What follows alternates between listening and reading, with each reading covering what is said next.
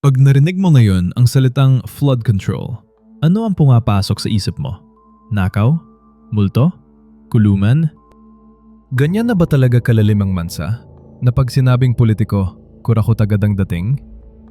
Ako si Kuya Mark, mga matanong. At ngayon, magandang balita naman. Kasi may mayor palang ganito, si Vico Soto ng Pasig. At ito ang verdict namin. Hindi siya exception na hahangaan lang natin. Siya ang pamantayan na dapat nating i-demand sa lahat. Balikan natin ang simula. 27 years na hawak ng isang pamilya ang Pasig. 27. Buong buhay ng isang henerasyon. Tapos noong 2019, isang 29-year-old na walang machinery at walang dynasty ang tumakbo. At nanalo. Lamang ng almost 90,000 votes. Tapos, ang 27 years. At eto ang mas maganda. Sa 2022, lumaki ang lamang niya. Sa 2025, 351,000 votes laban sa 29,000. 84% ang lamang. Napanood ng tao ang trabaho at bumoto ulit. Ano ba ang ginagawa niyang iba? Ang totoo, simple lang pala. Binuksan ng libro, open bidding, public documents, walang automatic na lagay. Kaya pinangalanan siya ng US State Department bilang isa sa 12 na international anti-corruption champions. Sa buong mundo, mga matanong, isa sa 12. At ang flood control? Hindi niya hinintay ang iskandalo. Siya mismo ang nag-audit ng mga DPWH project sa Pasig. Kasama ang mga civil society group, hinihingi ang program of works at bill of quantities. Sabi niya, "We need more info." We need to fight the acceptance and the normalization of corruption in our society, in our culture.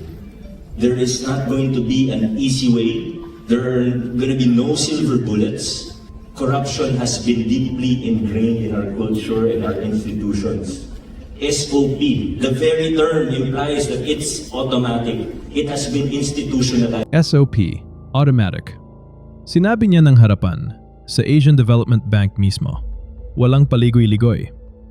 At may resibo ang mundo na yung may lang, panalo ang Pasig sa Bloomberg Mayor's Challenge. $1 million para sa mga floating park sa Pasig River na dinisenyo kasama mismo ang mga residente. And hailed Soto's leadership as a model for clean governance. Your work in Pasig City is a blueprint for what is possible. Blueprint. Hindi yan galing sa fans niya. Galing yan sa presidente ng Asian Development Bank. At ngayong July, inanunsyo niya bagong City Hall, bagong ospital, at ang citywide flood control master plan. Lahat sa loob ng 6 to 12 months. Master plan, mga matanong, hindi tagpi-tagpi. Pero eto ang nakakapagtakang bahagi. Habang may mga ghost projects sa buong bansa, sino ang sinimulang imbestigahan ng NBI? Ang mayor na nag-audit ng flood projects. Tawag dito ng mga kritiko, politicized, sensationalized, salita mismo ng NBI sa takbo ng issue. Ganyan pala minsan ang kapalit ng paglilinis. Para patas, hindi perpekto ang Pasig. May baha pa rin, may trapiko. At si Vico mismo ang unang magsasabi, huwag siyang gawing idolo. Hindi bayani ang kailangan ng bayan, kundi sistema.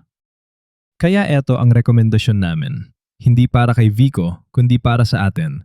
Itigil na ang kasabihang ganyan talaga ang politika. May buhay na ebidensya na kaya pala.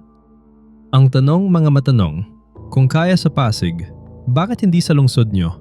Sino ang Vico ng lugar nyo? Sagot sa comments. Yun lang muna, mag-isip-isip tayo at kitakit sa susunod na tanong.